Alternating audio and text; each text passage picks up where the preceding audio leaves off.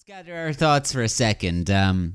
Several film festivals have had to adapt to the coronavirus pandemic, but the Venice International Film Festival looks set to be the first major international film festival to hold a physical edition since the coronavirus outbreak. So the festival will take place in Venice, Italy from the 2nd to the 12th of September, and the lineup was announced last week. The program is obviously not that Hollywood heavy as that of previous editions. This too is because of the pandemic and the ways in which it has impacted film production.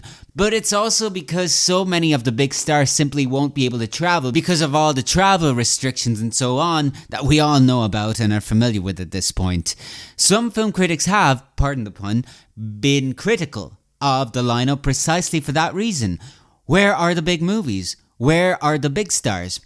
And it kind of makes me sad to hear that despite the challenges that Venice has had to overcome, people would complain about the quality of the program simply because of the lack of A-listers who will be walking down the red carpet of the Lido di Venezia this year. If indeed there is to be a red carpet at all this year.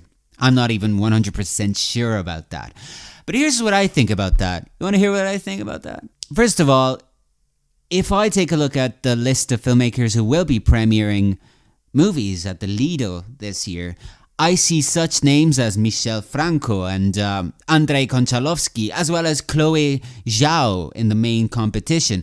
And they may not be as famous as Steven Spielberg, but they are revered directors, especially among art house film lovers. Then there's Luca Guadagnino, Abel Ferrara. I mean, there are some notable names there. Aside from that, though, these detractors, it seems to me that they forget that it is the role of film critics at film festivals to make discoveries and communicate their discoveries to the rest of the world. It's far too easy to talk about a movie like The Joker, which actually premiered in Venice last year. It's obviously a bit tougher to talk about, the obscure Iranian film that could end up being a masterwork of our time, but would most likely not garner the same type of mainstream reaction as The Joker on social media. I mean, it's not going to get you a tenth of the likes on social media, And that's what it's become about, and it's the problem of art criticism as a whole. They'll write about any little stupid thing that jokester Banksy does, but won't necessarily go out there and discover the art that's harder to find. Most likely because it's not going to get the type of exposure for either the media or the journalist. So it all becomes this never-ending, self-serving, vicious cycle that's not going to do anybody any favors in the long run. But I think the role of film festivals is, yes, absolutely, to celebrate the art of cinema and offer a platform for those mainstream movies to legitimize themselves in the eye of the art house snobs. But importantly, it should also be about, and is about, giving art house and more challenging movies some type of exposure as well. The hope is, therefore, that some of the media attention that the big movies at film festivals attract will get those smaller movies a mention as well, even if it's a peripheral mention in an article that is 70% about the latest Marvel movie. It's still something, But I, for one, am more conflicted about whether or not it was the right thing to do by Venice to hold an edition of the festival at all this year. I mean, a physical edition of the festival.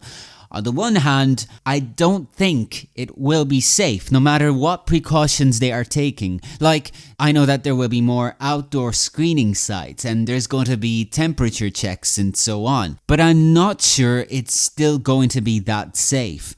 On the other hand, I do also think that it would be disastrous if film festivals did not show their support and give movies a chance to grab the attention of film distributors and so on at this time of need. And that's mainly for two reasons. One is that if they're not exhibited, these films risk disappearing off the face of the planet without having been given a chance.